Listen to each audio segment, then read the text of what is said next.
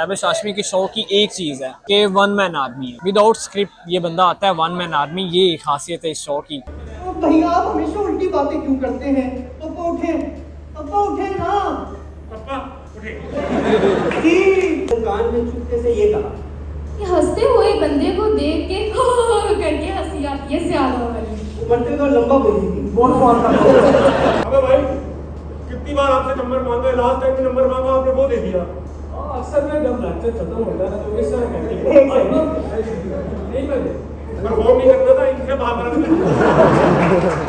हटो बच्चों वाले, हटो बच्चों कतरे डालते हैं। हटो बच्चों खतरे, मैंने पिछली बार भी डाली हटो बच्चों खतरे। हाँ। हटो बच्चों खतरे डालने से प्याले के अंदर से वो निकल रहा था। इनके दादा यस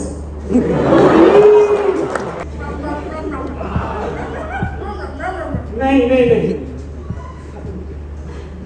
अच्छा ये कहेंगे आप अपनी पेट ऊपर करेंगे।